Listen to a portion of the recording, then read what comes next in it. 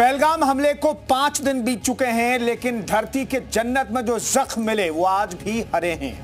एक तरफ जहां अपनों को खो चुके लोग सदमे में हैं, वहीं आतंक के खिलाफ लोगों का गुस्सा चरम पर है।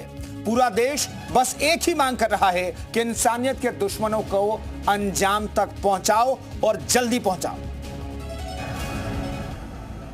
चलो मेरे तू भी करता है यार।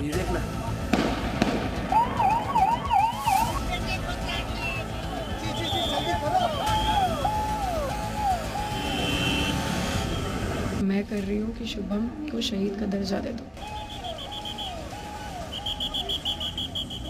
कि आतंकवादियों पे सरकार सख्त से सख्त कार्रवाई करे। ऐसे दरिंदों को तो मार डालना चाहिए। पाकिस्तान के खिलाफ कार्रवाई क्या, इसको खत्म कर देना चाहिए आतंकवाद तो। इस हमले के दोषियों और साजिश रचने वालों को कठोरतम जवाब दिया जाएगा। ये वो तारीख है जो हिंदुस्तान के इतिहास में एक काले दिन के तौर पर याद की जाएगी। इस तारीख ने हिंदुस्तान को ऐसे जख्म दिए जिसने हर हिंदुस्तानी की आत्मा को लहूलुहान कर दिया। धरती का स्वर्ग कहे जाने वाले कश्मीर में दहशतगर्दों ने ऐसा खूनी खेल खेला जिसकी किसी ने कल्पना भी नहीं की थी। पहलगाम में बेसरन घाटी में आतंकियों ने 26 सैलानियों को गोलियों से भून डाला। इस घटना में सिर्फ 26 लोगों की जान ही नहीं गई, बल्कि हिंदुस्तान का सीना भी छलनी हो गया। अलग अलग राज्यों के लोगों की मौतों ने हिंदुस्तान को हिलाकर रख दिया। घटना वाले दिन ही गृह मंत्री सभी जरूरी कार्यक्रम रद्द कर कश्मीर पहुंच गए। प्रधानमंत्री मोदी अपना सऊदी दौरा आधा छोड़कर वापस आ गए। नरपिशाचों के संहार के लिए सेना ने ऑपरेशन शुरू कर दिया, लेकिन जिन्होंने अपनों को खोया उनका दर्द आंखों में आंसुओं के जरिए बाहर आ रहा है। पहलगाम हमले में जान गंवाने वालों में से कानपुर की शुभम द्विवेदी भी एक है। फरवरी में शुभम की शादी हुई थी। शुभम और ऐशाना के परिवार ने पहले से तय कर रखा था कि अप्रैल में कश्मीर घूमने जाएंगे, लेकिन खुशियों को कश्मीर में ही ग्रहण लग गया। आतंकियों ने पत्नी की आंखों के सामने ही उन्हें मौत के घाट उतार दिया। पति की मौत के सदमे से ऐशाना भी नहीं उभर पाई है। दुनिया छोड़ चुके पति की मौजूदगी के एहसास के लिए ऐशाना ने पति की ही शर्ट पहनी है, लेकिन बहू की मांग का मिटा हुआ सिंदूर और शुभम की शर्ट देखकर कई रिश्तेदार फूट फूट कर रो रहे हैं।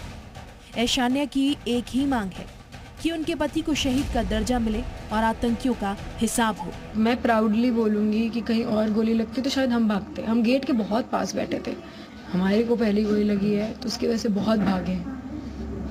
बस मैं यही अपील करना चाहती हूँ, क्योंकि आप बच के अपने घर जा पाए हो, मेरा तो कुछ नहीं बचा, तो आप भी यही अपील करो जो मैं कर रही हूँ कि शुभम को शहीद का दर्जा दे दो। वहीं जवान बेटे की मौत ने शुभम के पिता को भी तोड़ दिया है।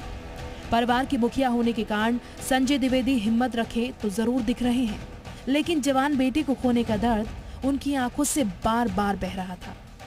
संजय एक तरफ अपनी पत्नी को संभाल रहे थे तो कभी बहू की तरफ देखकर सुबक रहे थे। मेरे परिवार की सिर्फ मैं बस आखिरी में बोल रहा हूँ कि मेरे परिवार या जो मेरी बहू है उसकी सिर्फ और सिर्फ एक मांग है सरकार से कि शुभम को शहीद घोषित किया जाए।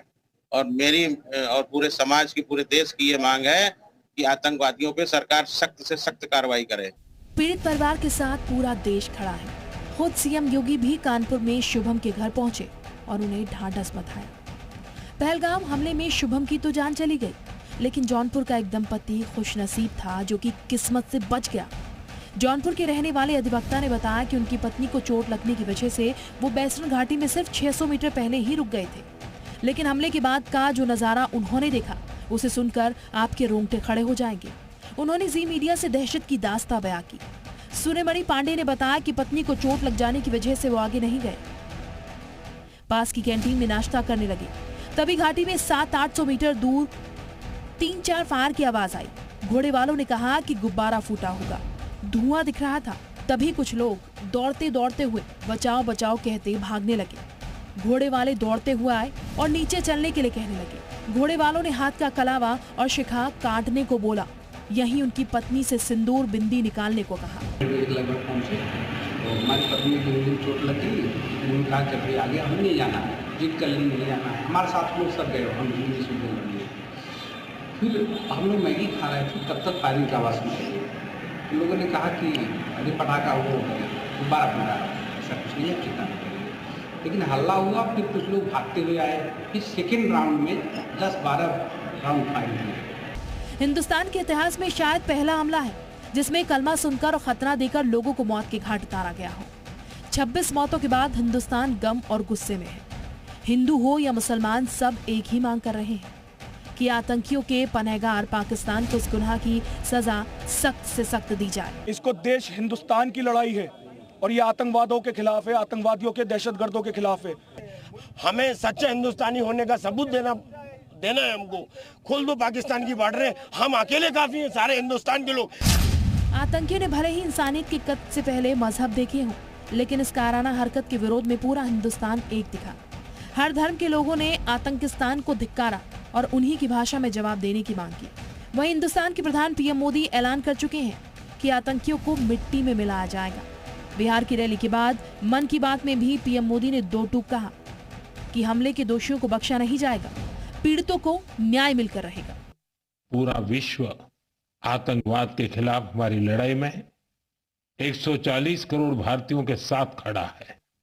मैं पीड़ित परिवारों को फिर भरोसा देता हूं, उन्हें न्याय मिलेगा, न्याय मिलकर रहेगा। इस हमले के दोषियों और साजिश रचने वालों को कठोरतम जवाब दिया जाएगा। बैसन घाटी में आतंकियों ने जिस तरह से खून की होली खेली, लगता है उनके पास उस इलाके के चप्पे चप्पे का पूरा इनपुट था।